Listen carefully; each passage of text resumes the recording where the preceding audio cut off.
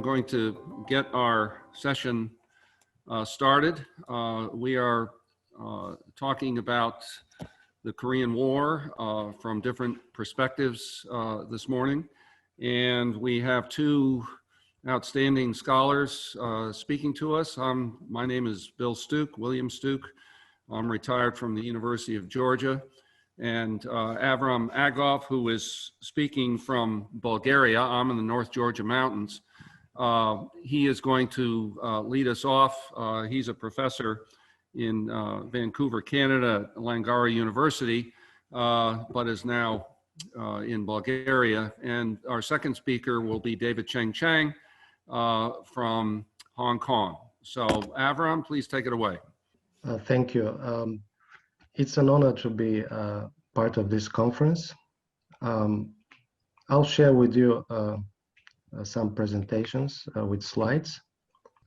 My topic is international politics behind the humanitarian aid to North Korea during the Korean War. And let me start with sharing a story. Recently, I visited North Korea on a humanitarian project with Eugene Bell Foundation, treating tuberculosis patients in the north. And we had a small farewell ceremony at the end of the mission 4 years ago with the officials of Ministry of Public Health and other hosts. And they knew that I'm from Bulgaria, a former fraternal country, part of the socialist community. And we had a chat many times, and we were sitting in at one table, and jokingly one of the hosts said, well, we are here the socialist camp, and the other table is the capitalist camp.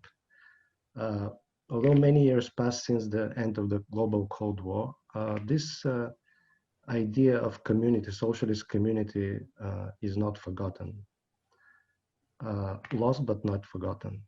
So I'll start from there, first with some introductory remarks, some main points, the effect of the Korean War on socialist community.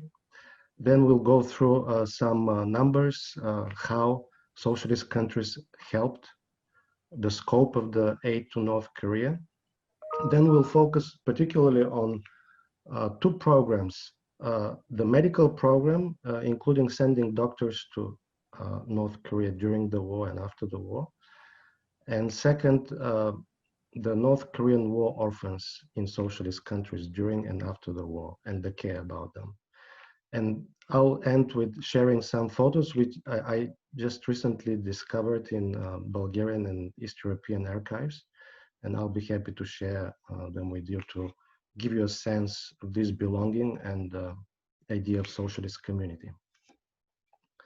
All right, so the main impact of the fraternal help to North Korea during and after the war, basically there are 5 main points.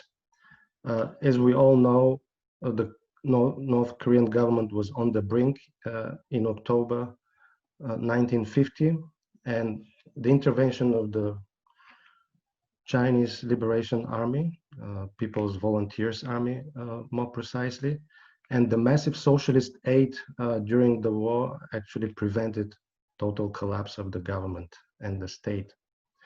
Second, the Korean War and the socialist aid to North Korea strengthened the communist alliance system, stretching from North Korea to Eastern Germany, this massive land of Eurasia. Third, the humanitarian aid to DPRK during and after the war created a fraternal community, a special belonging. Because beyond politics, there was a moral and human dimension, very important for cementing this sense of belonging to community. And also the solidarity to North Korea generated mass mobilization campaigns in socialist countries from China to Eastern Europe, which interestingly helped the consolidation of the communist power in these countries. So the Korean War and the campaigns served also domestic political purposes. Then a few remarks about the organization, the logistics of the socialist aid to the North during the war. Of course, the Soviet Union and China led the efforts and organized logistically the massive aid programs to North Korea. For example, Beijing-based Soviet and East European ambassadors were meeting and communicating with North Korean officials in Manpo, which at one point was the wartime headquarters of DPRK, near the border with China. And also ambassadors from Eastern Europe in China and North Korean officials coordinated the needs of North Korea and possibilities of assistance during the war. And North Korean diplomats in Moscow and the Soviet Union actually coordinated logistically the efforts to provide aid to the Soviet Union from Soviet Union and Eastern Europe. For example, also at a meeting in Beijing on February 13th, 51, the ambassador of the DPRK in China and the Chinese Foreign Minister Zhou Enlai appealed to all ambassadors of the Soviet Union and East European countries to provide medical personnel, doctors, medical supplies, and care of North Korean orphans. So this is the beginning of these programs. Although, as we shall see, some countries like Hungary began these programs even before this appeal. Also, Chang traveled to Eastern Europe and concluded a number of aid programs and treaties with the East European nations. Now, on the domestic front, these campaigns, charity campaigns, were mobilization campaigns to help North Korea from China to Eastern Europe, but they helped also the fledgling socialist regimes in these countries and rally public support and consolidate power. It's true that the communist parties and the state institutions directed all these campaigns, but it's also true that there was a true enthusiasm among the public and just derived from purely humanitarian compassion to suffering North Koreans. Instances of compassion with the plight of North Koreans were commonplace. Also, creation of socialist international community bound by common ideology. This is on political level, but also purpose and solidarity. The fraternal help had important moral meaning, of course, but it played a critical role in material terms at the same time. And just to give you a sense of the scope, in 1951, for example, North Korea's Committee for Help, which coordinated the help from the socialist countries, particularly on charity campaigns, received almost 800 rail cars of presents from socialist countries. In 1952, over 700, and the first half of 1953, another several hundred rail cars. It was a real massive undertaking. So now, just briefly, country by country, to give you a sense of the scope of this help, the Chinese leadership launched the Great Movement to Resist America and Assist Korea campaign. China was a leading donor of North Korea with 7.3 trillion yuan, or over 1 billion rubles of help during the war to North Korea. Shipping consumer goods, blankets, food, fabric. The Red Cross and the Chinese Committee for Defense of Peace and Struggle Against Imperialism coordinated the domestic efforts on charity campaigns. Also, China was main fraternal supply of food to North Korea during the war. For instance, the administration of Chongqing distributed rice and soya from China 2-3 times per month in 1951 to 53, according to a local resident. Without China, we could have died from starvation, recalled a former North Korean resident I interviewed a couple of years ago. Also, China provided emergency aid on a regular basis. hundreds of rail cars with grain, shipments of cotton clothes, millions pairs of shoes, thousands, hundreds of thousands of other consumer goods, medicine, and cash. The Soviet Union was also the second largest benefactor with total 710 million rubles of aid to North Korea during the war. Mostly here I'll focus on the military side because it was the critical component of the Soviet aid, supplying tanks, fighter jets, artillery pieces, all kinds of weaponry. Kim Il-sung told Korean People's Army Command at the meeting in '52 that the firepower of every division of the army increased 160% in '52 compared to the previous year, due to this help from the Soviet Union. If for each soldier also mechanization, in '51 there was 100 horsepower of mechanization, just numerical interpretation. Next year, it increased to 300 horsepower per soldier in terms of mechanization of the army. Kim Il-sung's request, also the Soviets provided emergency aid on a regular basis. Eastern Germany was also a huge donor.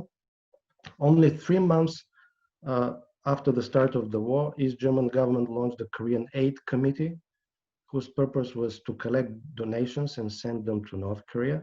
The first local chapter was organized as early as July of 1950 in Saxony province, followed by committees in other towns and cities, even villages. And in September 1950, the GDR sent its first donation of medicine and clothes to North Korea. Also, massive campaign.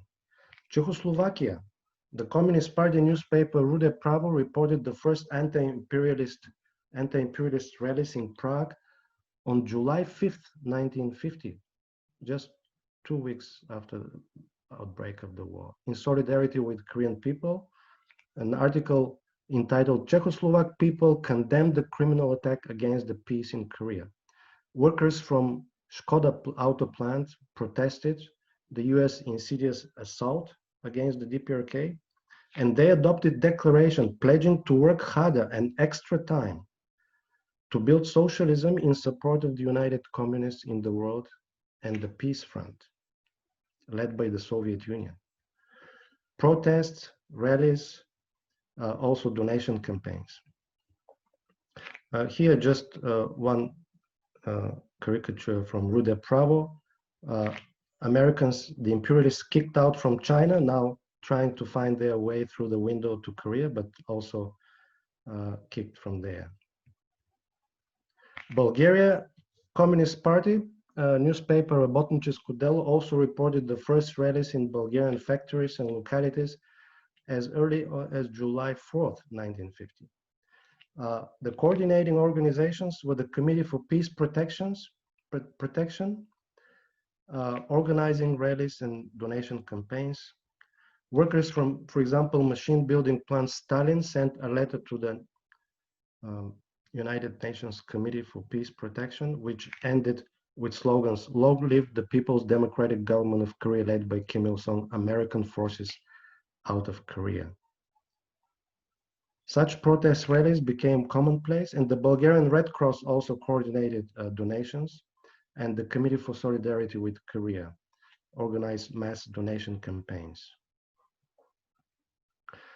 Just as an example, by July 1952, these campaigns collected 2.5 million presents shipped in 128 rail cars to North Korea. Romania also launched campaigns as early as August, and delegation of Romanian workers personally flew to the DPRK to deliver the first collected fund to the North Koreans. From the Romanian side, the Union of Democratic Women and the Romanian Red Cross coordinated these domestic campaigns for charity activities. Hungary started the campaign as also soon in July 1950. The Hungarian National Peace Council and the Democratic Women's Alliance were the leading organizations to spearhead this effort. Lots of donations in consumer goods. Also, for freight trains, which is about 70 rail cars with presence to the DPRK, in 52, the Hungarian workers were mobilized for 10-day Korean Watch of Vigilance in solidarity with North Koreans, various campaigns. Albania was also included, launched campaign to help North Korea. In September 1950, the Albanian Democratic Front began collecting monetary and goods donations from the population to aid the North Korean people. Now, the medical program in particular was very critical because of lack of personnel, supplies, and medicine in North Korea during the war.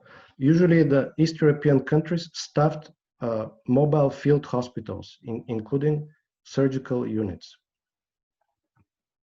The Soviet Union and the Red Cross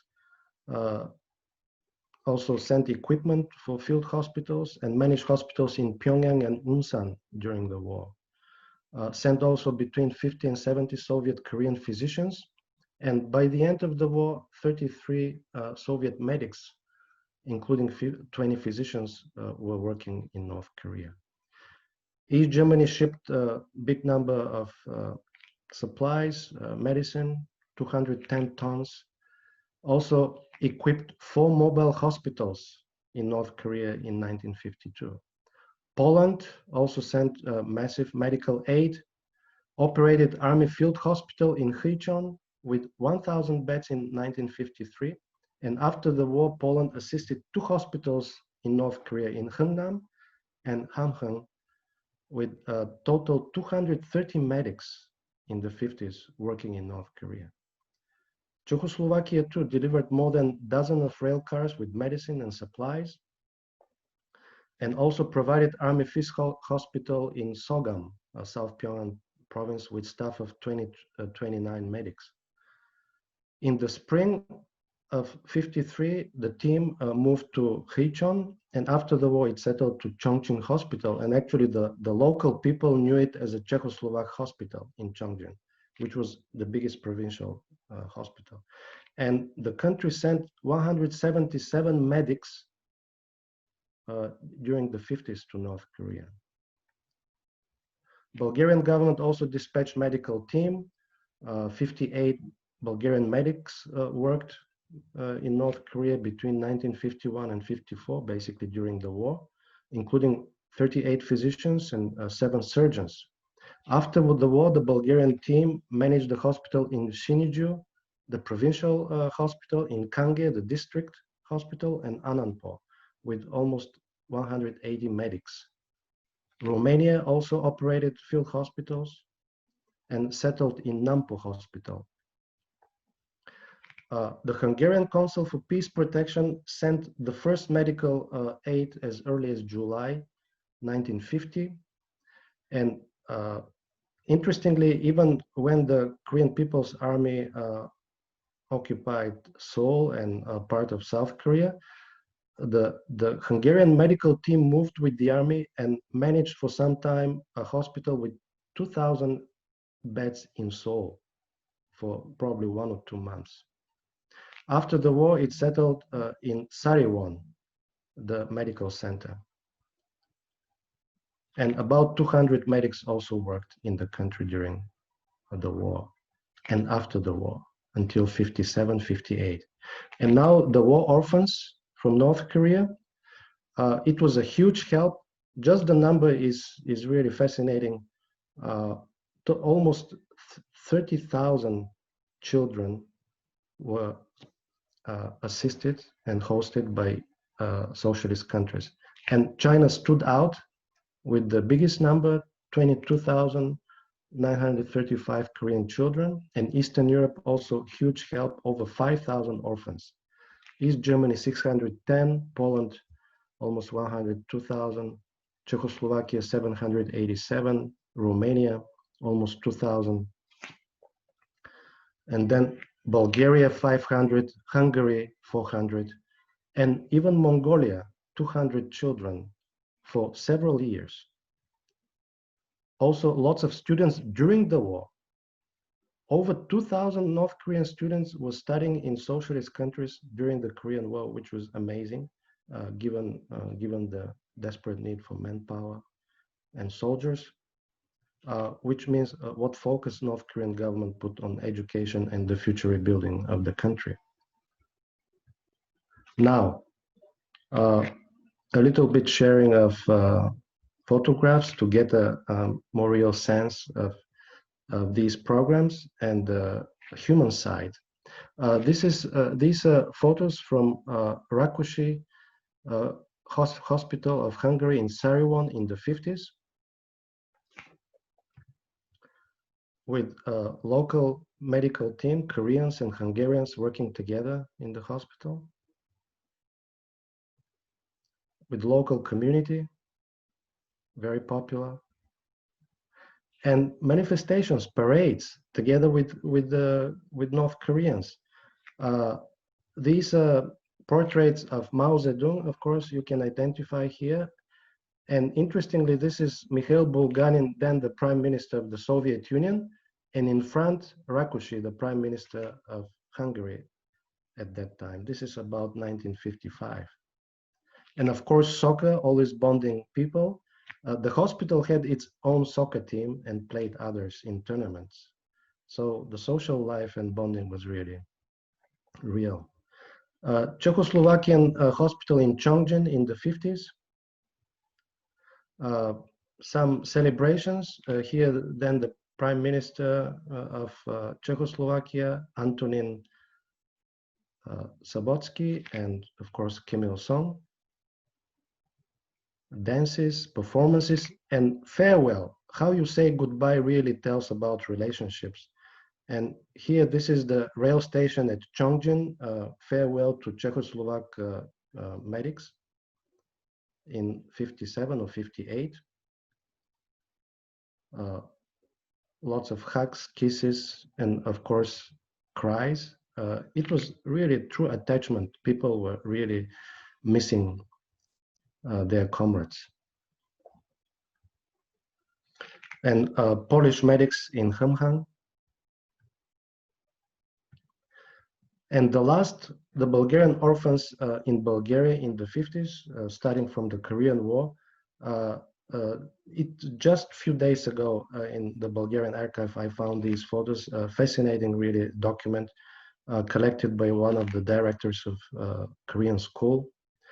First arrival of the orphans in Gorna Banya in southern Bulgaria in 1952, about 200 children. You see, very young children. Another center was in Pestera. Here on the left side, you see a high school, and here the dormitory on the right where they lived. This was the usual pattern.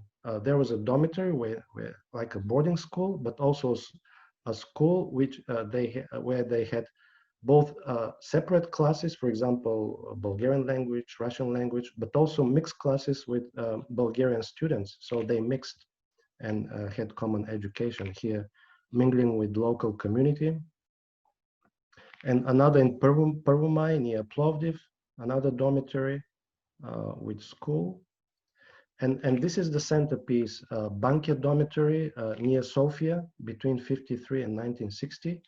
Just a few days ago, I made this photo on the left side, how it looks now, and back then on the right side, how it looked in the 50s, full of North Korean children. Again, now and then. Saluting this, communist youth, salute like pioneer, always ready. So this is exactly such a ceremony at that time in the dorm. And really important part of relationship, but also humanitarian side, visited by dignitaries. This is probably, you recognize this, Che Yong-gon in 1959, then the chairman of the Presidium of the Supreme People's Assembly, visiting the dormitory and giving a speech. And of course, Kim Il-sung, when he visited Bulgaria, of course, he would visit Bankia dormitory, also full with North Korean children, meeting with the mayor, with the kids, with educators. It was really a special event. The kids eating in the cafeteria, doing activities near the dorm, and studying in local elementary school. Here you see some staff, Korean and Bulgarian educators on the right side. And here mixed classes, Bulgarian and Korean kids in one class studying in Christos Mirnensky school in Bankia. Lots of activities. This on the left is also Korean class only, learning Bulgarian language. And on the right side, you see a very small children. Actually, there were kids preschool. There were even preschool program for kids before elementary school. Studying in the dormitory, like normal, like life as Bulgarian students and kids. Workshop, painting, music, workshops in textile for girls, machine building for boys, working in the field, also labor camps, field work, lots of activities, harvesting, and parades. The political side was inevitable part. On the left side, you see the October Socialist Revolution parade, the North Korean kids, and here on the street of Bankia, the portraits of Lenin, Kim Il-sung, and then the leader of Bulgaria, Volko Chervenkov, the prime minister. Long live communism, part of the parade on the streets. Kim Il-sung always on these parades. Celebrations, including Santa Claus. Trips to mountains, historical, cultural sites, bonding the Korean and Bulgarian educators and the kids, summer camps, boot camps, friendship associations. For example, schools from Bulgaria in friendship ties with this dormitory in Bankia and the school, lots of common activities. The team also of educators, sports, dancing, everything you can imagine for education and care of the kids, and of course soccer again, mingling with Bulgarian kids. And interestingly, some of the educators even were inviting Korean children in their homes. So it was really a very personal kind of bond. Here, one of the Bulgarian teachers in the center here, inviting her class to her home in Bankia. A family and second motherland. It looks like a family, but it felt also like a family. Here on this photo, two of the educators, one administrator and one educator in Bankia, and two sisters, siblings, and another girl on this photo. Really looks like absolute normal family. And letters, which probably express the most intimate feelings of the kids. Letters from other places in Bulgaria when they changed locations. Usually they start the letter, "Dear parents," addressing the letters to their educators in Bulgaria. "Dear mom," "Dear parents," referring to Bulgaria as a second homeland. And interestingly also, letters from North Korea upon their return. And here, one of the letters a girl wrote, "Dear and precious mom, I'll never forget you and our dear grandpa Chico, who had just died. I'll also never forget your great care about us. I'll never ever forget that you were like my native mother. I'll always be your daughter." And here, a letter from Humhang upon their return. Also talking often about Bulgaria and how they miss their friends, and Bulgaria referred as second homeland. This is another letter. Memory. This is a more recent time, 1988, opening of a memory plaque by one of the educators, one of the directors of the Bankia dormitory, Georgy Anastasov.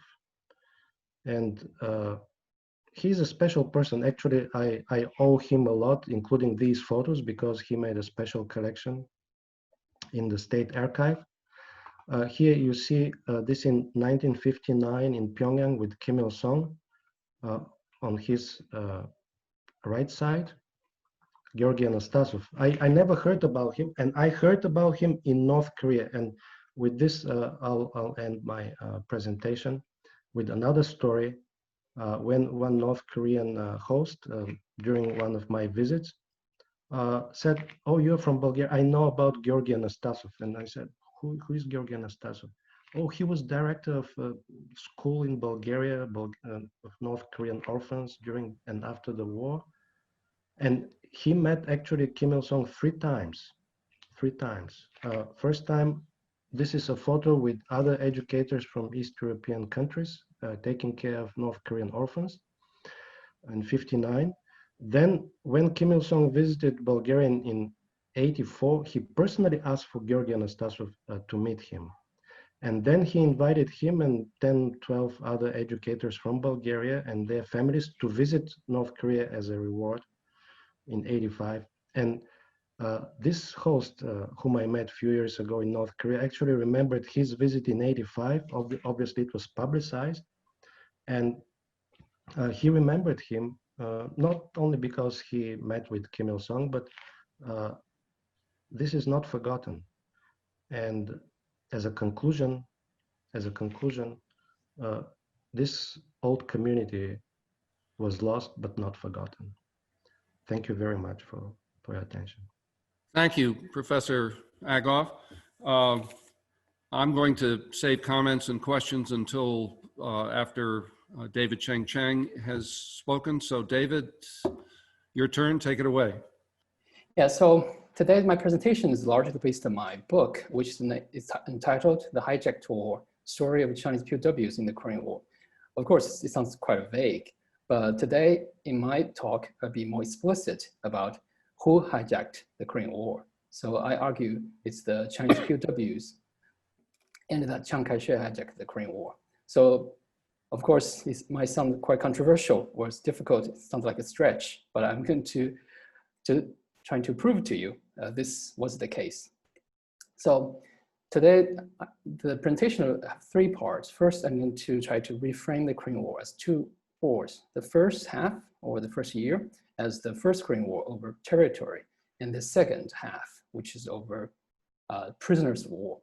And it turned out to be a disaster, unintended consequence for the US government. So it also suggests why the Korean War became the forgotten war. And the war was hijacked by Chinese anti-communist POWs and Chiang Kai-shek. So it was a war over POWs, but more specifically, it was over Chinese anti-communist POWs. But the hijacking was enabled by American misguided policies. And in the end, I'm going to briefly cover who were these prisoners. Okay, first, just terminology. I'm going to use Communist China, PRC China to deal with for the PRC, and Nationalist China or Taiwan, Formosa for Taiwan. And of course, North Korea, South Korea, that's very obvious to everybody. And one of the key arguments I'm trying to make is how to reframe the Korean War as two wars. Why? Now you look at the chart, it might become quite obvious. It makes sense because the first year was battle over, both sides were battling over territory. By the end of the first year, and mid-1951, the battle line pretty much stabilized. And then the last 2 years, it was armistice fighting while negotiating. And actually the war over territory was pretty much over by November 1951, November 27, both sides are actually agreed on this armistice line. So the war was over by end of November 1951, but it lasted for another 19 months. Why? So it was over the prisoners. So the length of the war almost doubled. If not for Washington's insistence on voluntary repatriation of prisoners and Beijing's vehement rejection of it, and Stalin's support for Mao and his dismissal of Kim Il-sung's plea to end the war. So because Kim Il-sung had very little interest in POWs, especially the Chinese POWs, the war would have almost certainly have ended by early 1952. And this entire outcome was not intended by Washington. As some scholars and also the Chinese communists, they allege it was the American conspiracy. I'm going to demonstrate it was unintended. It was not a conspiracy. So the second half of the war, with the war over prisoners, so the outcome was very simple. In January 1954, the prisoners, the 14,000 Chinese prisoners and 7,600 Korean prisoners were released at Panmunjom. They went to the Koreans stayed in South Korea, the Chinese went to Taiwan. So in fact, Dulles, in a closed-door meeting with the Allies, he said there were two principles at stake in the Korean War. Number one, throw back the aggressor to the original boundaries. So restore the 30th parallel. And number two, non-forcible repatriation prisoners and the political asylum to those not wishing to return. Actually, these two principles perfectly matches this two-war framework, right? The first year was about restore the boundary. The second half was about giving these prisoners, anti-communist prisoners, political asylum. However, Dulles again made this comment in closed-door meetings, so it was never publicized. Now, so how did the Korean War end?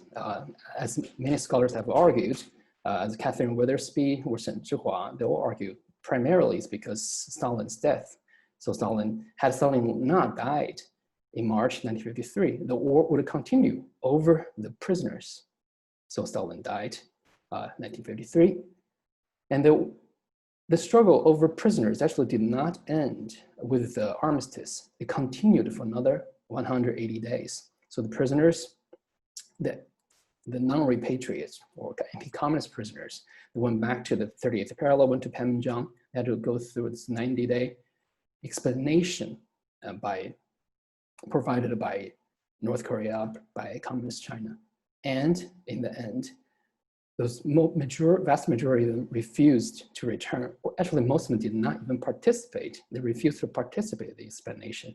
Then on January 20th, 1954, that's the end of this entire saga. And the prisoners, they walked out from their camp in Panmunjom. So actually, here's the camp. They're burning in smoke. They walked all the way toward the south. And the neutral nation troops led by India actually were handling them. They released them to the UNC, United Nations Command. Then they were returned to the Taiwanese government and South Korean government. Here's General Pe Sang-yo, right? So he just passed away recently. So 7,600 North Koreans stayed in South Korea and 14,000 Chinese went to Taiwan. So they arrived in Taiwan, so the huge homecoming for these prisoners. And of course, the whole thing was orchestrated by General Jiang Jingguo, Chiang Kai-shek's son. So he raised these flags painted with prisoners' blood. And he shouted, let's take the flags back to Nanjing, take them back to Beijing. So of course, at that time, the idea was to counterattack the mainland. Of course, that never happened. And they had tours around the city of Taipei, the presidential palace. So in the end, out of the 21,000 Chinese prisoners, 14,000 went to Taiwan, 7,000 returned to China, include the only woman prisoner. So the ratio was 2-to-1. And there were 12 prisoners choose to go to neutral nation, just 12. And the prisoners, their slogan was to return to Taiwan or die. But in fact, out of the 14,000, there were only 2 Taiwanese. So that means most of the people, or 14,000 of them, they returned to a place they had never been to. It was a huge propaganda victory for Chiang Kai-shek. So he became the only clear winner out of the second half of the Korean War over prisoners. And in his diaries, he wrote this victory was the biggest victory in the past 2 years, 5 years. And then he sent a telegram to Eisenhower as the biggest victory in the last 10 years, struggle against international communism. Actually, in the US, actually, as it turned out, US government was very quiet, did not say anything, except behind closed door meetings, Alan Dulles, the head of the CIA, and he said it was one of the greatest psychological victories so far achieved by the free world against communism. But curiously, this was not publicized. Again, the loser obviously is the Communist China, the PRC. Premier Zhou Enlai said, he said this, quoted in the People's Daily, no matter where these prisoners are being forcibly detained, as long as the Americans do not retrieve them, we will not give up our prosecution of this crime. So actually he continued pursuing this POW issue all the way into the Geneva Conference in the mid-1954, the Geneva Conference on Korea and the Indochina. So here, Zhou Enlai was with the North Korean foreign minister, Nan Il. Nan Il, he was the former chief delegate of the Sino-North Korean joint delegation at Panmunjom. But of course, all scholars aware of this fact, actually, General Nan Il, he was pretty much a figurehead. So the Chinese were making all the decisions, not these 2 generals, but someone behind the scene. Ultimately, it was Mao and Zhou Enlai and Stalin. So while Zhou Enlai repeatedly raised the POW question at Geneva, the North Koreans only said a few words about it in their lengthy speeches. Actually, they didn't care. So the North Koreans actually hated the Chinese for this. So after Geneva Conference, actually, the POW issue entirely disappeared from the Chinese official media. Even today, the Chinese government they don't bring up this issue even today. However, in this meeting between Zhou Enlai and Nixon, again, it's never publicized on the Chinese side. We can know this because the Americans took notes.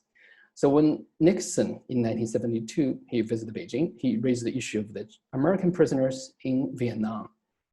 So Zhou Enlai suddenly became very emotional. He suddenly raised the issue, said, you were vice president, you didn't know this. Let me tell you this about the Korean War prisoners.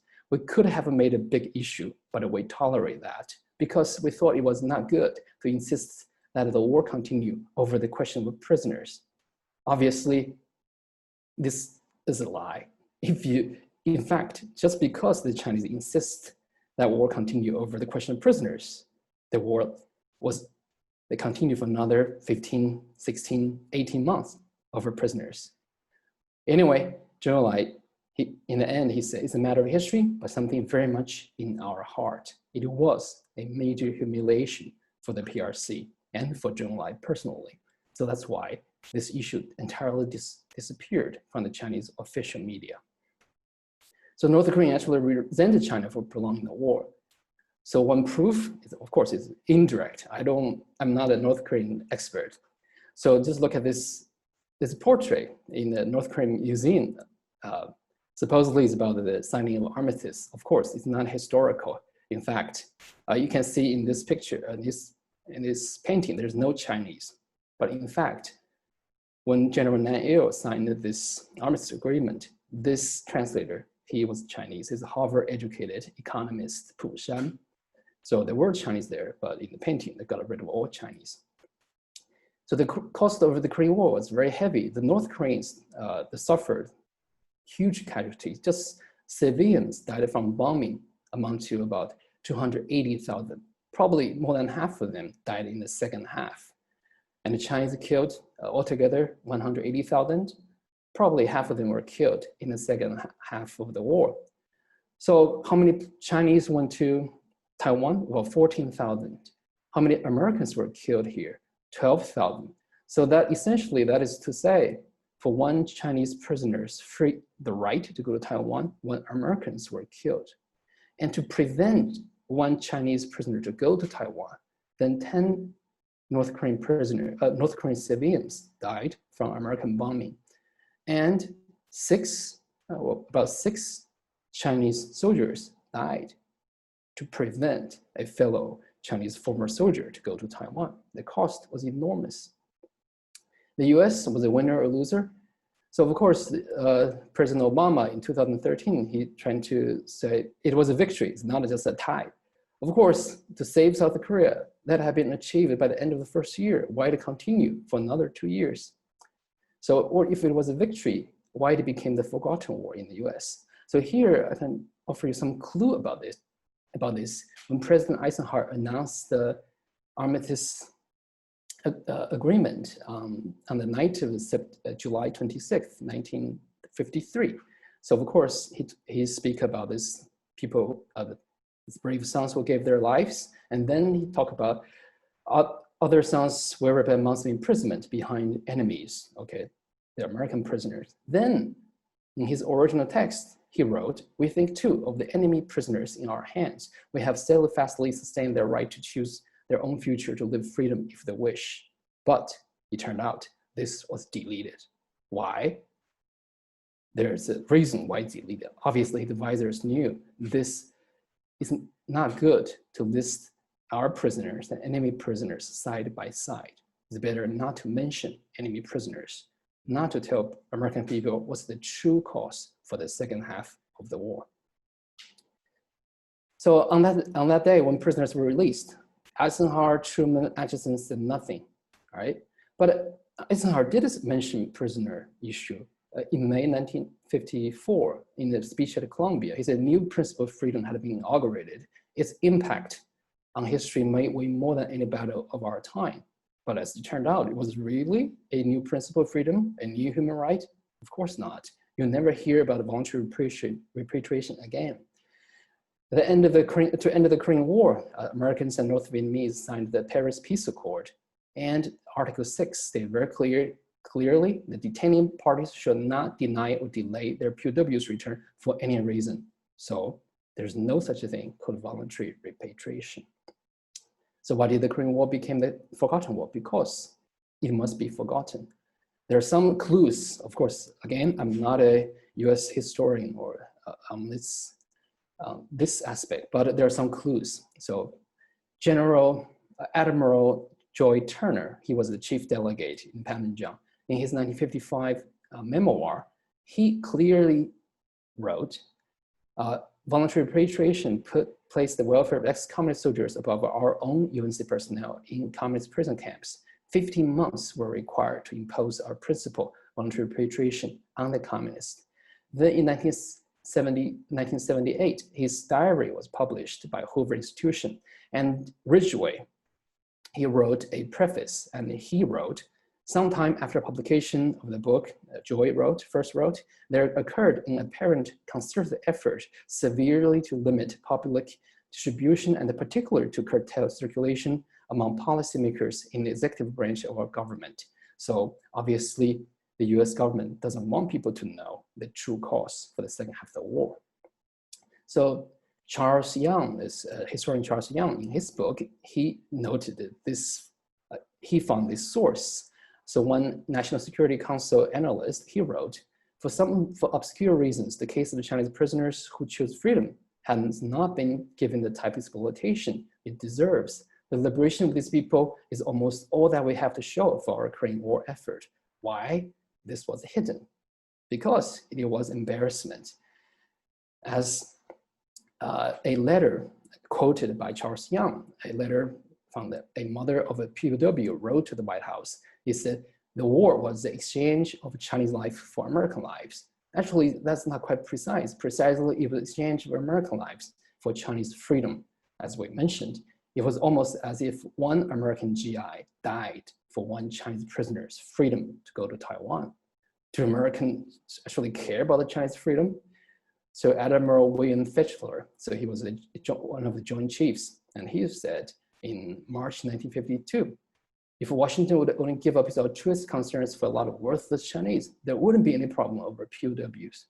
But Charles Bowen disagree. There was nothing altruistic about our position. It's about American prestige. And other scholars have argued it was a propaganda victory as a substitute for real battle victory. But if it was a victory, why it wasn't celebrated? So Charles Young offered a very interesting explanation. He argued the US, it was a victory of American psychological warfare, victory over American people instead of over its enemy. It's a bamboozlement of the nation to confuse Americans with this allegations, the Chinese brainwashing and the American POW's moral weakness.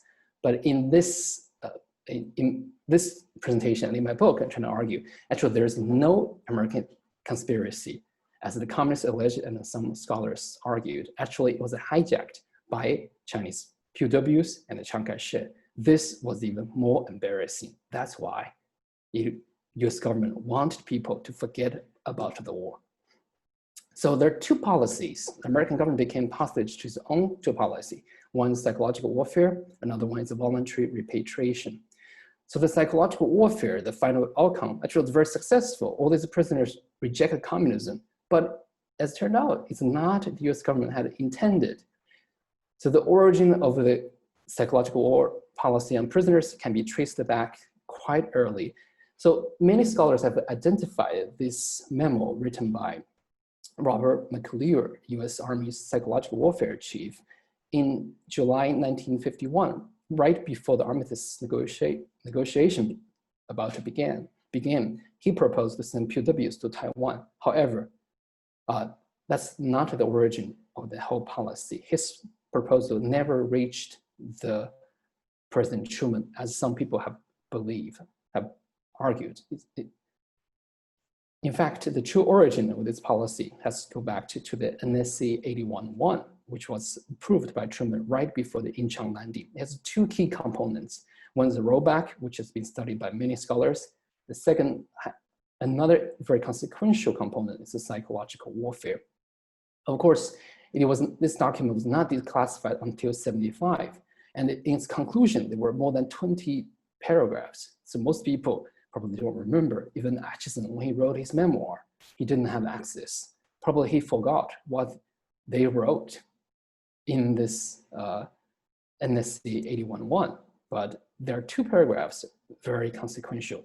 21, to blame the communists, the Soviet Union, Korean communists, and depending on the role they played, the Chinese communists. This was a month before China intervened.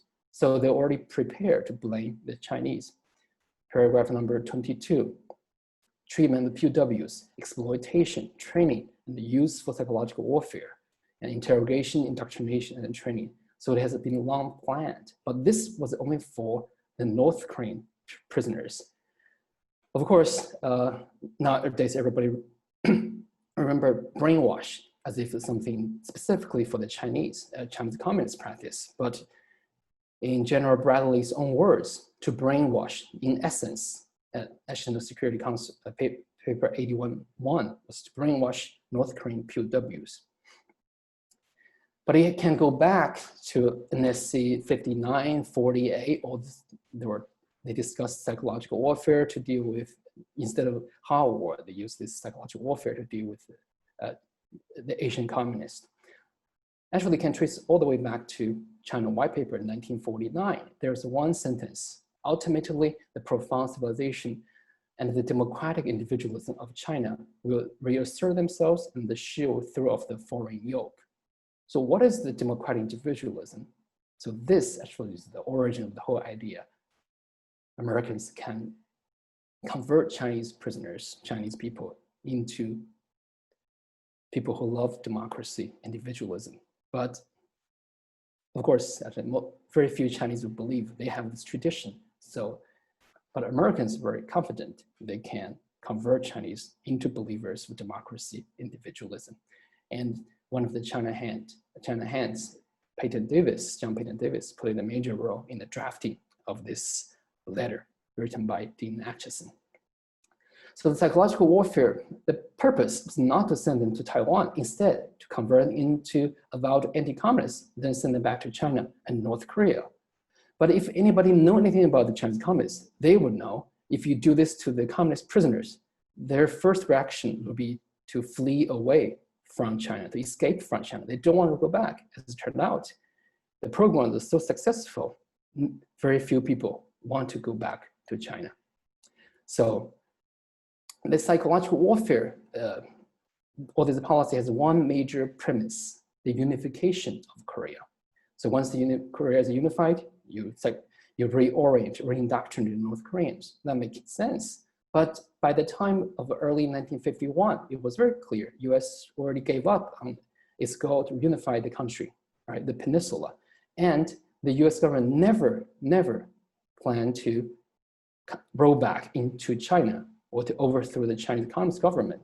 So this policy should not be applied to the Chinese communists, right? It should be very obvious. However, as it turned out, in March 1951, Washington gave instruction to MacArthur to include the Chinese POWs in the POW reorientation program. So it was not MacArthur's initiative, it was the order directly from Washington. So prisoners in POW camps, they were brainwashed in the American style. But who to carry them out? So MacArthur used his civilian information education section from Japan, which used to democratize post-war Japan through textbook and propaganda. He imported this organization into Korea, POW compounds, to convert prisoners. However, who can do this? They need Chinese linguists. The Far Eastern Command, they don't have that many Chinese speakers, so they had to rely on Taiwanese, on nationalist interpreters, teachers from Taiwan. Actually, there's about 100 of them arrived in Korea. So Ambassador John Mucho, he alleged MacArthur got 75 Chiang Kai-shek's Gestapos as prisoner guards in his oral history interview, but that is not accurate. These people were not, maybe some of them were agents, but they were not prison guards from Taiwan. They were all interpreters or translators. So I interviewed a couple of these former interpreters. They were journalists. So probably they passed on information to Taiwan, but they were not Gestapos. Why? There was no conspiracy. Why? Because when these interpreters arrived in Taiwan, they arrived early when the Chinese prisoners were very few, under 2,000. The Chinese prisoners, the numbers exploded in the spring and the summer of 1951. That was before the interpreters, national interpreter came to Korea. How could MacArthur and Chiang Kai-shek predict this explosion of a Chinese prisoner population? Obviously, the sequence event disproves this conclusion, this conspiracy theory. So what really happened is the fifth offensive Chinese suffered a big defeat. It was a huge surprise to the Chinese and to the Americans. So more than 15,000 Chinese prisoners were captured around this area near Chengcheng and the Kapyang. And actually, Professor Zheng Genxue and me, and we took this Chinese former prisoner to revisit these mountains. He was captured a couple years, 3 years ago. So why and how did so many prisoners refuse returning home? So let's just take a look at the prison camp very quickly. So at its high point, the Koji Island housed more than 150,000 Chinese and Korean prisoners. And the prison is so big, of course, in fact, it was run by the POWs. So, and this is civil information education section. It's obviously, it's overtly anti-communist. So that helped the anti-communists to gain control in most of the Chinese compounds and some of the Korean compounds. And I did interviews with more than 80 prisoners. They recall, they used the communist methods to control the communists.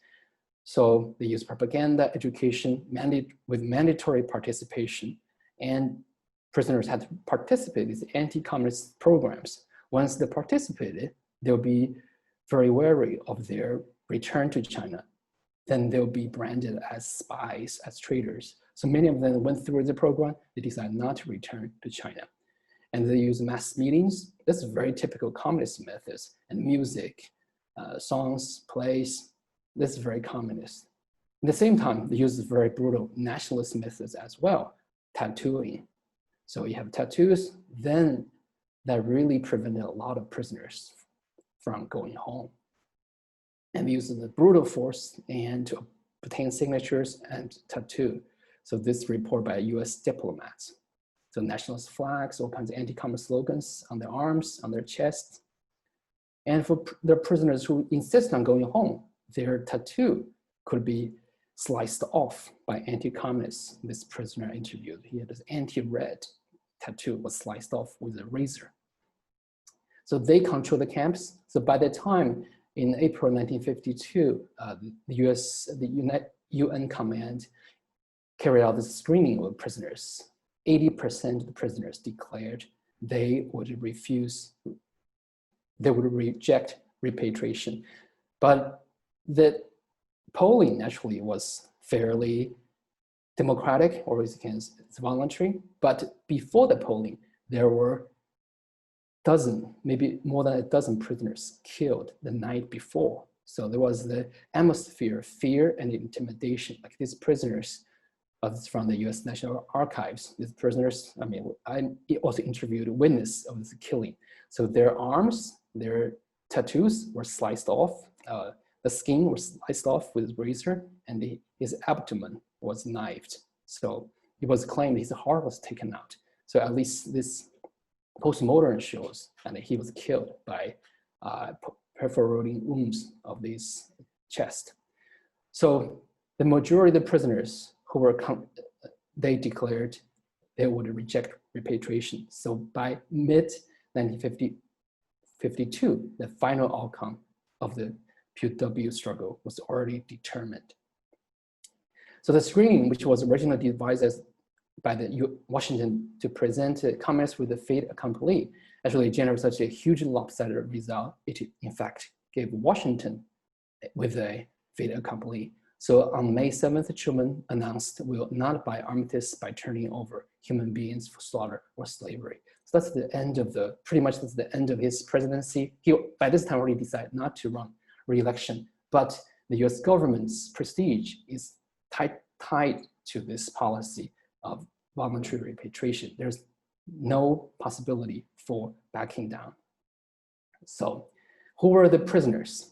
So the prisoners, the anti-communists, who the people who had suffered in the communist army society that had a green expectation. Some of the landlords, rich peasants, counter-revolutionaries, reformed, former nationalists, and include in some People's Liberation Army officers who had suffered discipline or family persecution, or people who were just repelled by political thought controls. They saw the brutal side of the Chinese communists and decided to escape, even at great risks. The pro-communists, of course, is the opposite. They saw hope in this communist society, and including some young students who saw purpose, discipline, and hope in the CCP. So they embrace the communists. They want to go back to the new China. So there are different examples for Zhang Zeshi. He was a college student turned a communist underground agent, and he insists going back. But here, this is the former Whampoa Academy, Nationalist Military Academy officer and the cadet. He just wanted to escape from the communists, and he chose to go to Taiwan. And also the people, 12 individuals went to neutral nations, including this Chang Liren. He chose neutral countries. Initially, he was categorized as an anti-communist, but eventually, for some personal reasons, he decided to go to neutral nations. So in essence, the civil war in the Chinese POW camps was an extension of the unfinished Chinese Civil War from 1945 to 49. So to conclude very quickly, so the Korean War over prisoners, so the two main policies of the US government, voluntary repatriation and the prisoner indoctrination, achieved none of their original objectives. Psychological warfare to cause mass defection did not happen after the policy was announced. Humanitarianism heavily compromised because it denied the rights of many prisoners to return home, even though it did protect the minority of prisoners who were bona fide anti-communists, just a minority. However, the most anti-communists, about 200 to 300 most committed and highly educated anti-communists, they were squandered in spy missions in the KLO, or the Army Unit A240, the Korean Liaison Office, this kind of spy missions into North Korea by air, by sea, or by land. Most of them never returned. They were captured or killed in mission. So if there's any alternatives, actually, could there be alternative outcome? Could the war end earlier? Yes. Had American government initially offered these bona fide anti-communist asylum to Taiwan early on, there would be no struggle. If these prisoners knew they could go to Taiwan, they didn't have to control other prisoners to go to Taiwan with them. But that was not possible. Why? Because at that time, the Truman Atchison government adopted a policy which was simultaneously anti-communist and at the same time anti-Chiang Kai-shek, anti-nationalist. Even though after the outbreak of the Korean War, the US government wanted to protect Taiwan, but it did not mean they wanted to protect Chiang Kai-shek or the nationalists. So it was not possible. So they dragged on forever until Eisenhower picked up, and it was too late to reverse course to reach a different outcome. So I make an argument was to link the Korean War with the Chinese Civil War. The root causes for the US failed China policy and the Korean War POW policy, actually, they're very similar. Number one, the arrogance toward the Chinese people or the Asian people, ignorance about the Chinese communists. A case in point, very simple, the arrogance. So just one example about interpreters throughout the Korean War negotiations, right? This top negotiators, Joy, but there was only one Chinese linguist in the UNC delegation, Kenneth Wu. He was the Burmese Chinese. He spoke Chinese, but not very well. His spoken Chinese maybe is fine, but his written Chinese not up to the level as a real translator. So in the end, they had to rely on interpreters from Taiwan. So throughout the war, the US Army, US government did not even send one qualified interpreter to the Panmunjom negotiation, who to fill in nationalist translators. And this gentleman, he took this picture in Panmunjom and in front of the helicopter. And he wrote in his memoir, so over the weekend, they will borrow jeeps and they drive into the Seoul, the Chinese embassy, nationalist embassy, to give the most updated information to the nationalist embassy. So that's why Chiang Kai-shek, he knew things in advance of Truman. Especially Truman didn't care much about the negotiation initially. So that's how the Chinese nationalists and the Chinese anti-communist prisoners hijacked the Korean War. So that's the root cause. Maybe this sounds like a stretch, but I'm going to show you one quote to drive home the point. The arrogance toward the Chinese people or Asian people and the ignorance about the Chinese communists. George Kennan in 1949, he said, China is never going to be powerful. China doesn't matter much. It's not very important. So of course, today we all know how wrong he was. And China is going to be powerful no matter it's under communist or nationalist. But the difference is it friendly power or is it hostile power? That's the difference. Okay, thank you. Okay, thank you very much for two really stellar presentations. And I'm not going to make any detailed commentary, but I do have some questions for us to get started. I notice there are 3 written questions in the Q&A area right now, and we'll get to those eventually. One of the great virtues of both of these presenters' works is that they get down to the ground level. You know, when I wrote my international history back in the mid-1990s, I was talking more than anything else about high politics.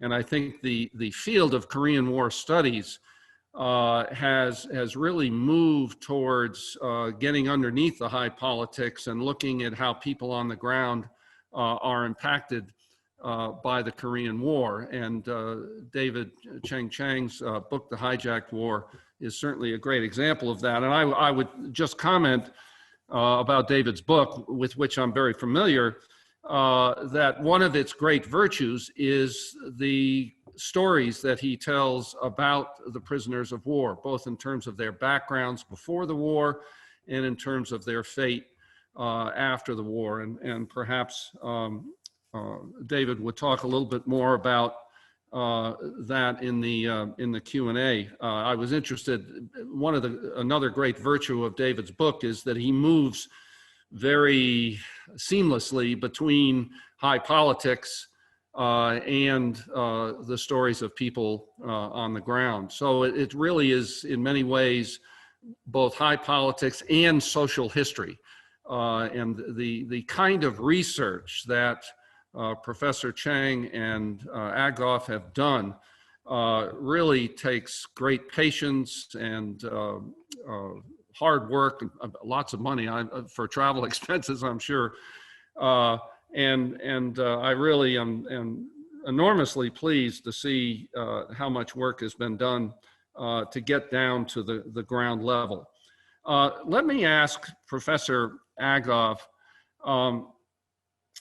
about high politics. That is, you emphasized that the Korean War and the humanitarian aid to North Korea strengthened the communist alliance, and it created certainly reinforced, but you say created a fraternal community.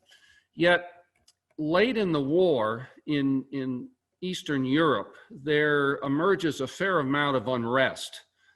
East Germany perhaps most prominently, but then you have Czechoslovakia and Poland and Hungary, of course, not long after the war.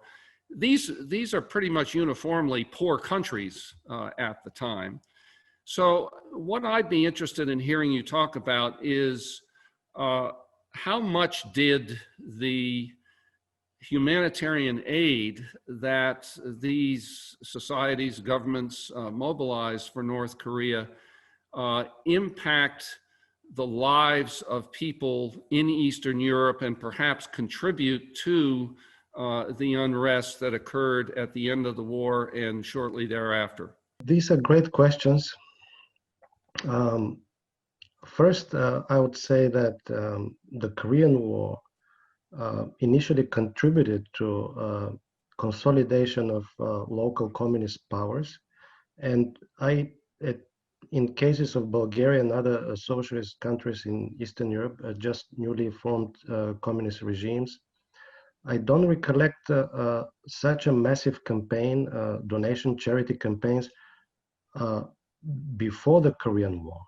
So it was the first, probably most massive mobilization in these countries.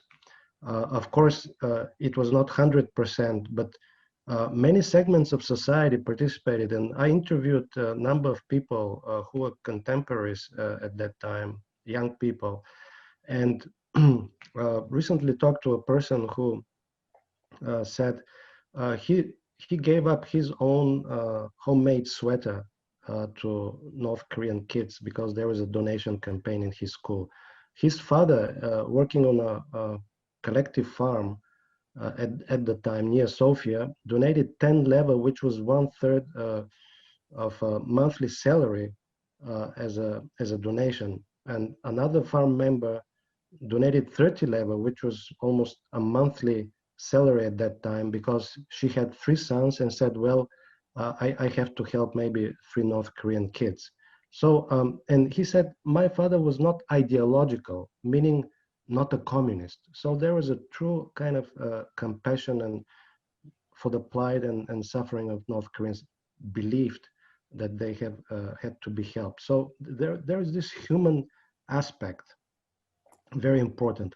On political level, I think in case of Bulgaria and other countries, there was no such a scale of mobilization. Hundreds of thousands, I mean, almost every family somehow was involved. Either the mom repaired shoes of the daughter and she gave them to the donation campaign, or prepared some presents for North Korean kids. Virtually universal. experience, human experience. Now, on political side, of course, this was helpful for the domestic regimes, newly formed regimes for consolidation of power. And you're right to point out that there were crises, political crises in Eastern Germany, then in Hungary in '56, the uprising, which directly affected also not only the aid program, but also the relations with North Korea at the time.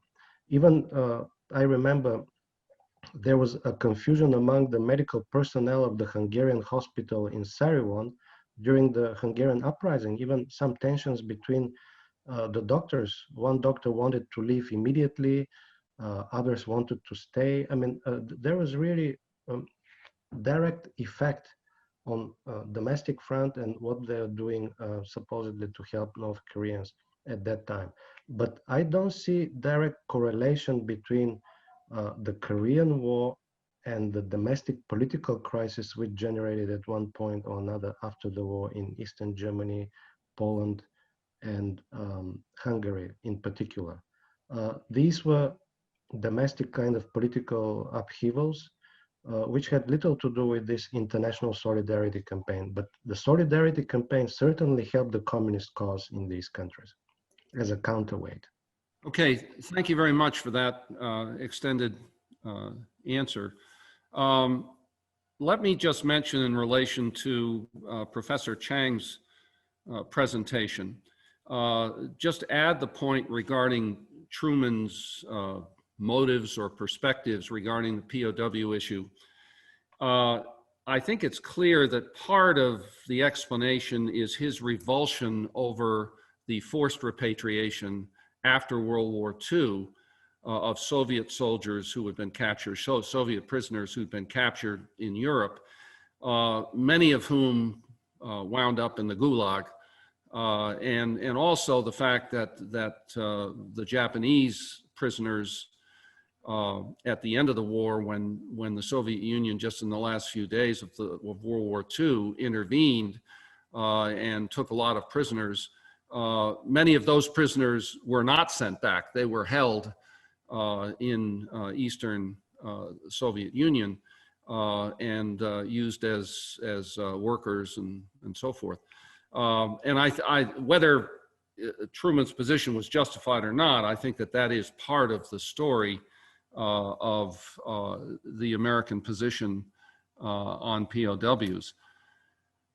Let me ask David to comment on the prisoners who went to Taiwan and their experiences after the war. That is to say, I know you interviewed a lot, you studied a lot of documents about their stories after the war.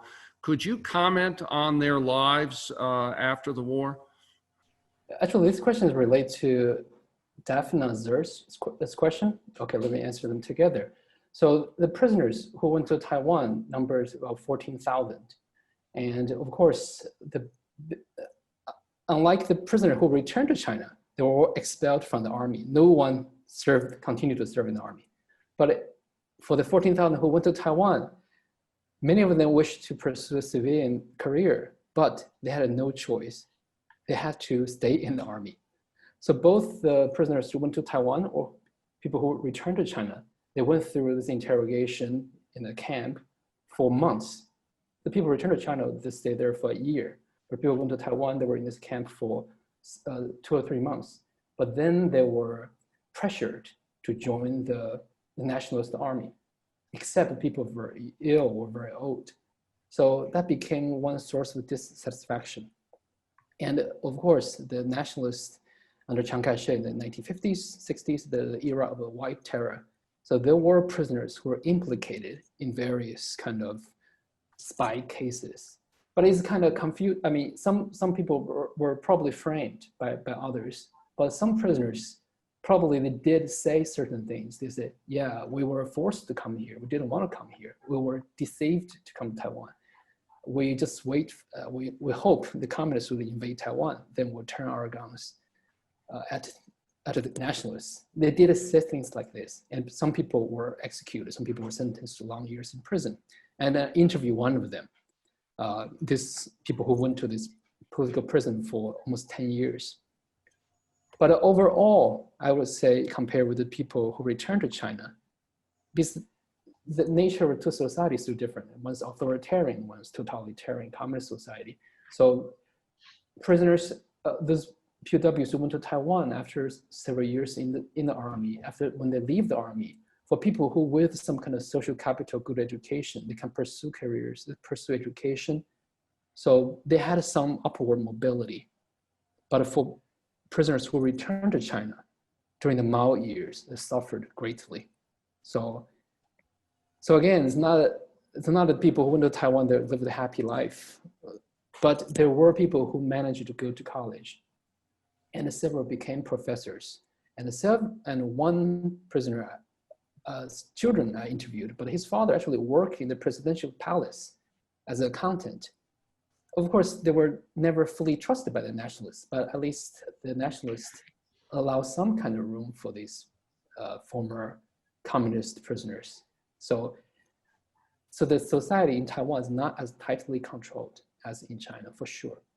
But one big source of dissatisfaction is that most prisoners who went to Taiwan, they could not get married.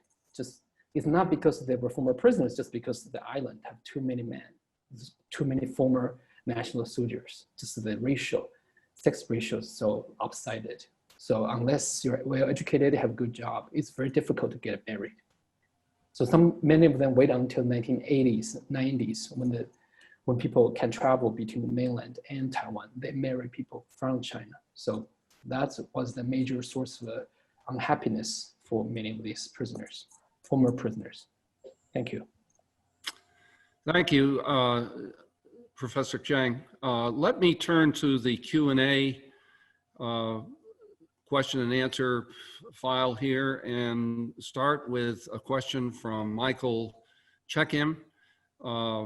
David, have you got his Q&A up? Yeah. So Michael Checkham, you have two questions, right? Number one is about the current policy, let's build democracy. American current policy in East Asia, it's very confusing. So actually, I'm not expert at current policy.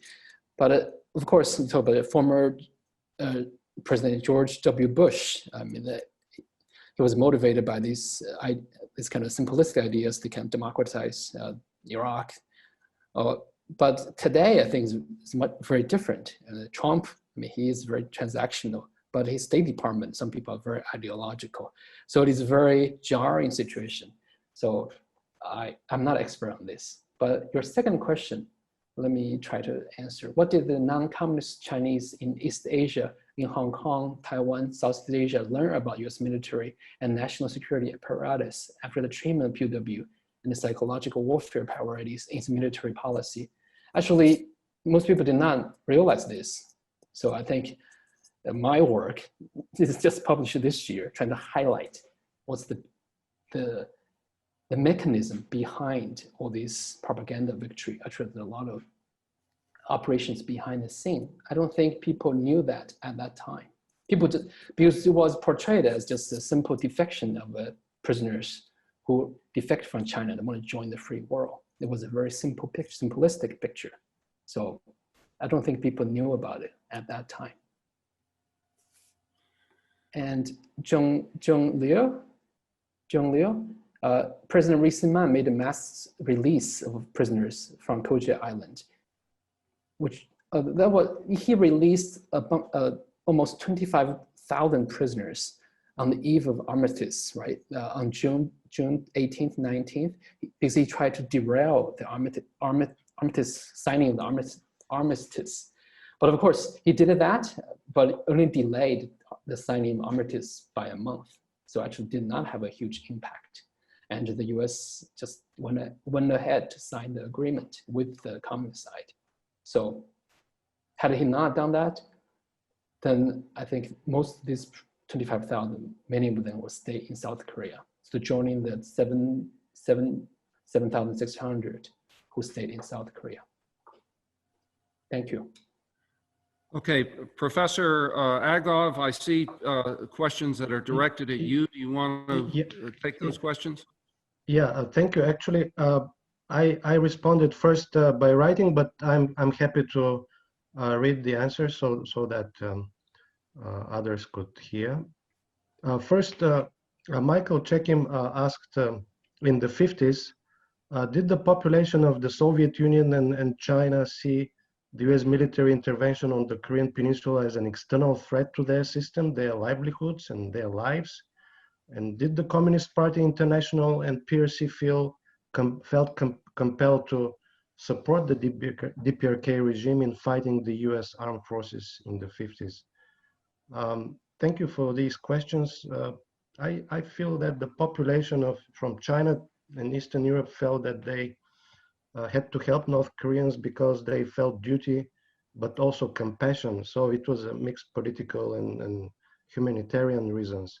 Perhaps Chinese felt more threatened as they had just established the PRC and the war was raging at their doorstep. Let's remember that there was even a plan to roll back the outcome of, to reverse the outcome of the Chinese Civil War. The Communist International disbanded during the World War II, in fact, but was reestablished as Cominform after the war as a response to NATO establishment. And in general, international socialism felt it was imperative to help North Koreans fight the American imperialism. It was a common cause, first of all. So this common cause and ideology created what I said, community. Stalin, although had additional political calculus about the war, for example, to keep the US busy, bogged down in Korea, while building the military in the Soviet Union and Eastern Europe. There was a secret meeting with East European leaders in early 51 actually, to start massive remilitarization campaign in Eastern Europe. So this is some of the questions. Then another question, would the former Warsaw Pact nations feel a sense of historical partnership from the Korean War and send medical aid for COVID-19 if DPRK asks for assistance, or have those nations' view of sending medical assistance to DPRK changed since then? It's a very interesting question, although it's hard to compare the current crisis with the Korean War, but China definitely helped the North Koreans during the COVID crisis. The Russians also probably helped a little bit. As for Eastern Europe, there was not the same sense of solidarity like during the Korean War, but again, there is no the same sense of crisis. And besides, North Korea did not ask officially for help. Further, did these adoptees, referring to the Korean War orphans, quickly return to North Korea within 5 years, or were these permanent adoptions in Bulgaria? For adoptees, those that who went to the Warsaw Pact nations, that are now independent, and even NATO members like Czech Republic and Hungary, what are their sentiments toward DPRK? Well, usually the orphans stayed between 5 and 8 years in Bulgarian case from 1952 to 1960. It's a considerable period of time. It was understood back then that the care for the kids, by the way, all expenses for the care, for the transport, for education, everything in Bulgaria was, and other East European countries were covered by host nations, by their governments. But it was understood that as soon as they grew up, they would return someday to their home. And now the sentiments toward North Korea are more neutral, I would say, a little bit distant and more indifferent than back then. The old bond definitely was lost, but memory among East European nations persists, particularly among those who had personal contact and involvement with North Koreans in the past. And I think the director of this dormitory in Bankia was a good example of this bond. And the pictures, the photos where the source is, usually from the Bulgarian State Archive most recently, the orphans, and also medical photos from the Czechoslovak and Hungarian archives. And lastly, do you think from another participant, Songwei Kim, a journalist, do you think the past humanitarian relationship still affect the view of these countries, Bulgaria, Hungary, etc., about the Korean Peninsula peace talk?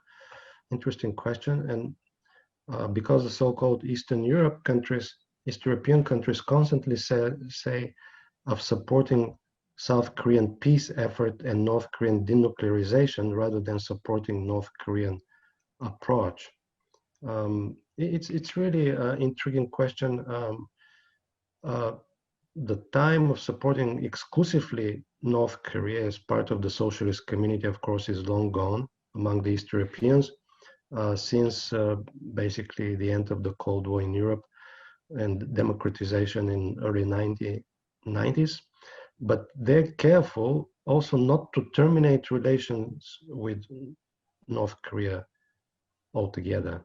Even though Eastern European countries support South Korea generally, since they established diplomatic relations in the aftermath of the end of the Cold War, they're usually more balanced in their approach and appeal for calm and peaceful resolution of the problems and tensions on the Korean Peninsula. So not exactly brokering kind of peace talks, but I sense a little bit more balanced and careful approach to both Koreas. Careful not to condemn exclusively the North or blame North for the tensions, but usually appealing for calm and peaceful resolution to the problems. Professor Agov, thank you for those extended answers.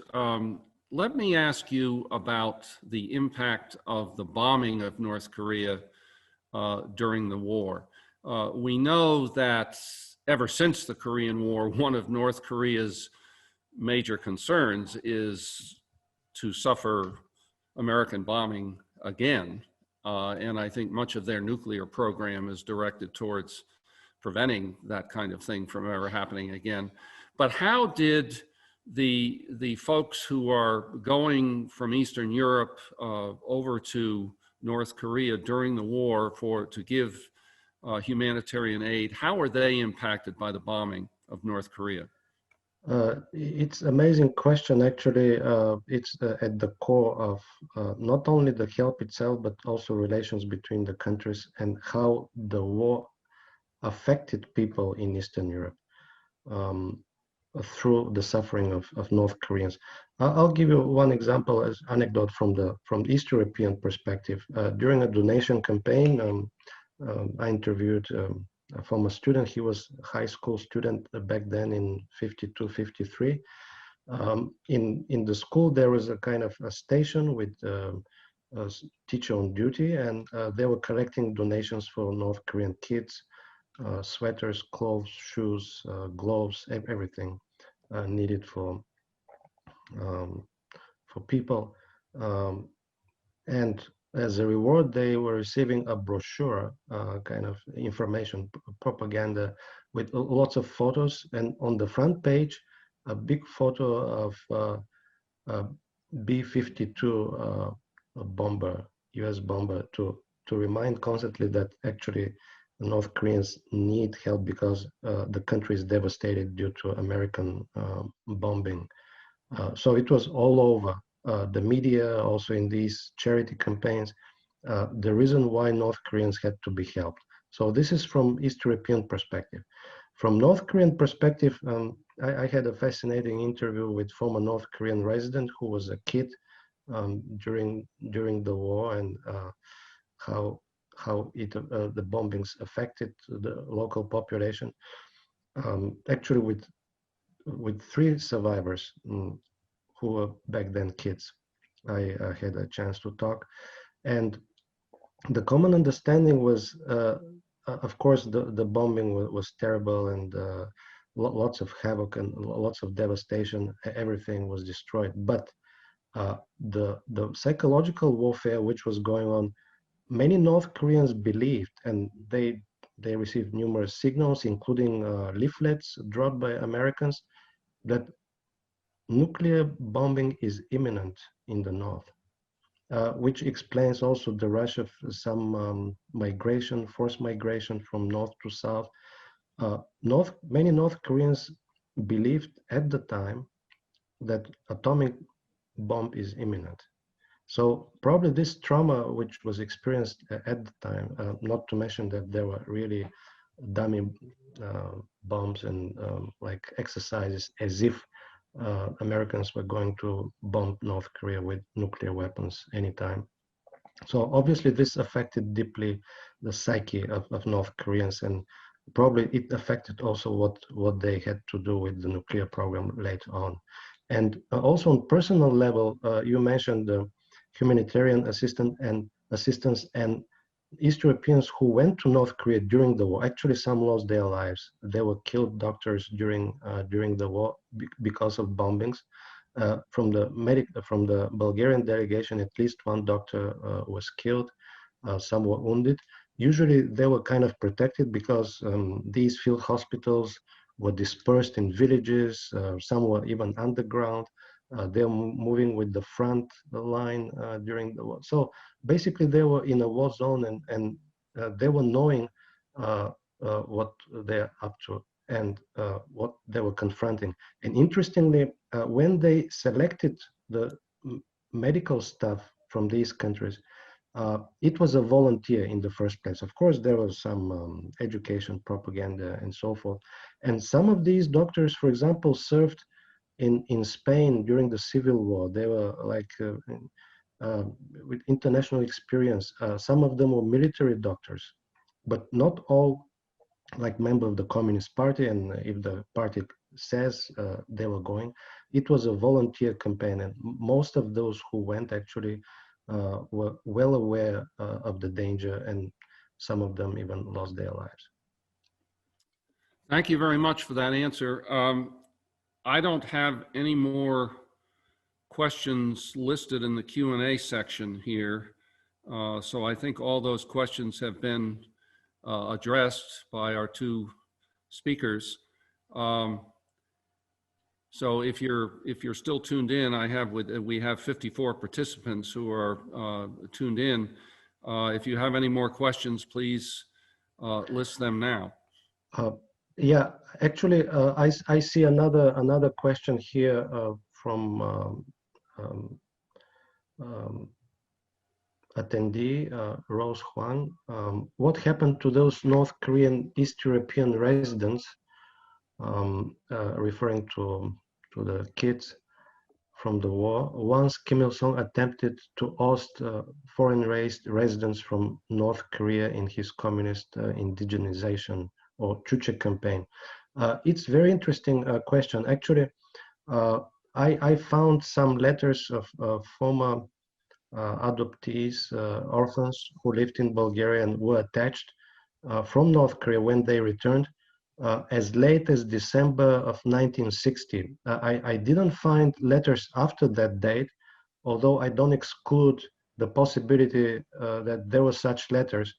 But the fact that it was exactly 1960 and 61 when this Chuche campaign started in education field first in North Korea, actually created a barrier, first in communication and second on political level.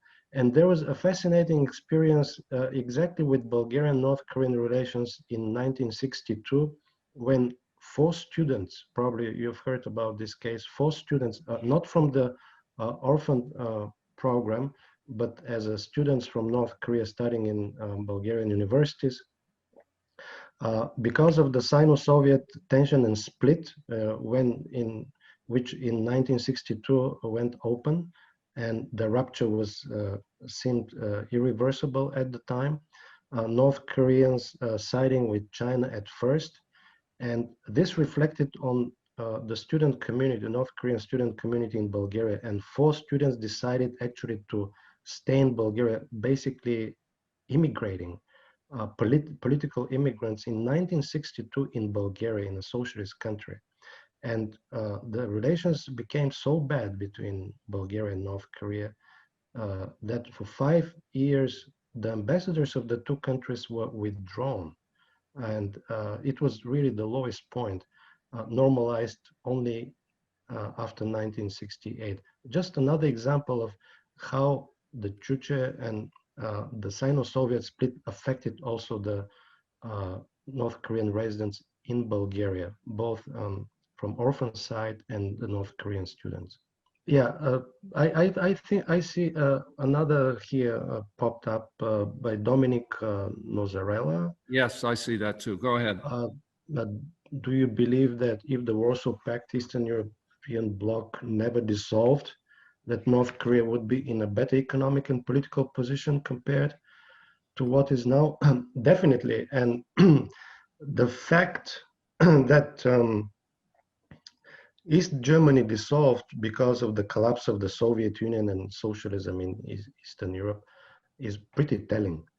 And the fact that North Korea experienced a devastating economic crisis in the 90s after the collapse of the Soviet Union, and which triggered basically a collapse of North Korean economy, state economy, were pretty telling about the effect of these linkages during the Cold War and the effect of their rupture on North Korean domestic front, economically, socially, and politically. So it was devastating, but still China was there to help. And due to China help in the 90s, I think this helped North Korea to withstand this shock of the end of the Cold War, and particularly the severance and the end of the relations and the end of the Soviet Union itself and relations with East European countries. Absolutely had a tremendous impact. And I see another question here from Daphne. Do you know what textbooks were used in Bulgaria or other places to socialize education North Korean children? Were there any materials that were curated particularly for this group? How did they keep up with their Korean language education? Very interesting question. Actually, these days I found lots of materials and memoirs by Bulgarian educators who were involved in this massive program in the 50s. First, there were also Korean teachers accompanying the Korean orphans.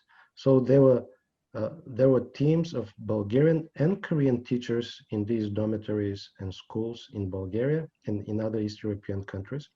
And there were these joint classes for like subjects, math and chemistry and others, but also only Korean classes, particularly in the beginning when they came in the first group in 1952.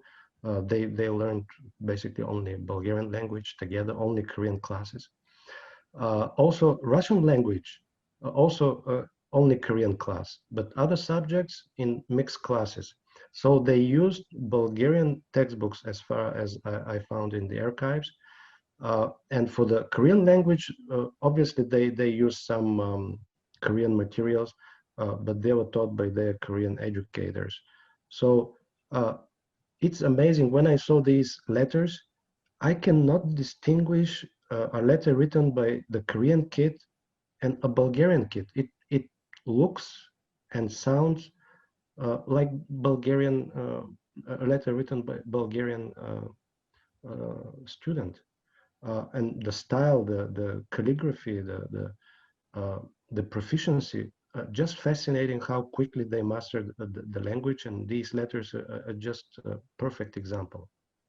So in a nutshell, they were educated and raised as Bulgarian kids were in other schools. But the difference was this exclusive compound called their dormitories, which served also like close to boarding school, but they lived there, they studied, they did activities, but also they attended regular elementary and high schools, Bulgarian elementary and high schools in the localities they were stationed. So it was a mixed but definitely they used Bulgarian textbooks. And I suspect only Korean language was an exception. Can you please elaborate on the Hungarian Democratic Women's Alliance? What kind of interaction did they have with North Korean women? How were they bonded? I found your analysis of human bonding at the individual level fascinating. It was interesting that I found that both in Bulgarian case, in Hungarian case, actually in number of countries, these women's organizations were deeply involved in the charity campaigns, together with the Red Cross, the local Red Cross, Bulgarian, Hungarian, Soviet, etc., always involved, but also organizations like Peace Protection, Committee for Peace Protection, and in several cases, women's organizations. I didn't find like materials particularly pointing for specific relations between these organizations, between the countries. But I suspect since it was a humanitarian, it was a charity, it was understood that it was a field of expertise or kind of focus of women's organization, like what mothers do. And it's fascinating that I found in these letters of the North Korean orphans, they often refer to the educators as mama, parents, and truly believing in this, lacking this attachment. So I think this part of the humanitarian assistance was usually referred to women's organization, but what particular ties had these organizations with North Korean organizations? I didn't find particular documents, but I'm still searching, and there are plenty out there, and I think I can find something and will relate to you later on if I find something interesting. I see Dr. Akov. Laura Bishop has a question. Do you see that? Yes.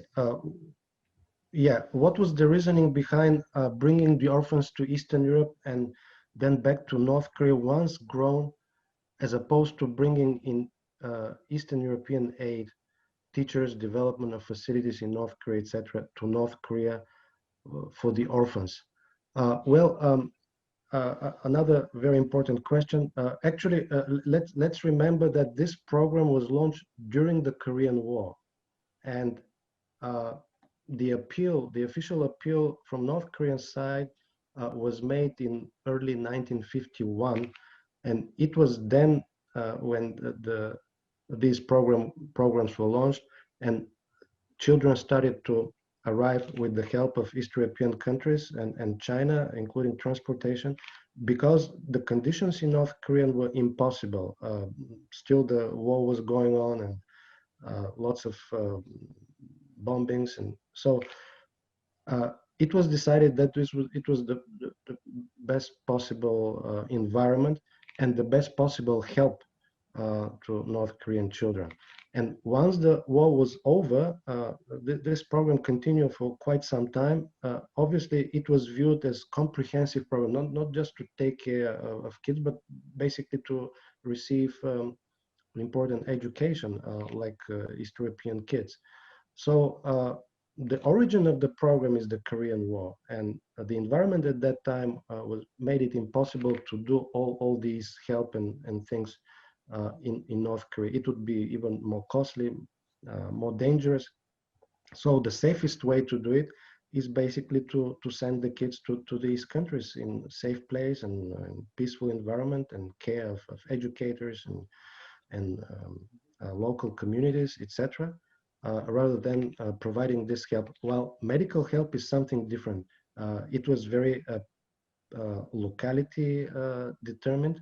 So the East European medical teams had to go to North Korea to help people on the ground, but the kids could be educated in East European countries. And I see. Just one final thought. Originally, it was understood that one day the kids would go back. So, and it's I think it's symbolic that it was 1960 when this program was closed, First, North Korea already had recovered and could also take care of their orphans. But also importantly, 1960, there were signs of increasing tensions and difficulties in relations. But after overcoming this tough period in the 60s, in the 70s, the relations were back to normal. And as I cited several examples in the 80s, Kim Il-sung personally wanted to thank former educators of the Korean kids in Bulgaria, invited delegations. Really, you can see this bond and grateful attitude for the help during and after the Korean War. Okay, I see another question from Grace Chang. Do you see that for Professor Chang? So what was the reaction like in the native countries of POWs who decided to be released to neutral nations than their own? Yeah, I cannot speak for the Koreans. Actually, Professor Chang probably he could answer this question. We just wrote a series, a theme issue on the Journal of American East Asian Relations, and they covered the Korean aspect. I covered the Chinese part. Actually, in China, very few people knew about there were 12 Chinese prisoners went to neutral countries. I don't think it was reported at all. So it was kept a secret. Not until the 1980s, there were rumors about this one guy who made a fortune in Argentina, but it's not officially reported. So even today, I don't think people have this official information about these prisoners who choose to go to neutral countries. So out of the 12 prisoners, actually 2, very quickly, once they arrived in India, they returned to China. So, but it was not widely reported at all. So it was kept secret. These people and their fate, we don't know anything about their post-return experience at all. We don't know what happened to them. Thank you very much. Our time is just about up. So let me bring our session to a close by thanking Professors Agov and Chang for their excellent presentations. And I've got to say, your wonderful responses to questions, and thank the participants. I think we had something like a dozen questions, and all excellent ones. And so let me bring the session to a close. Thank you very much.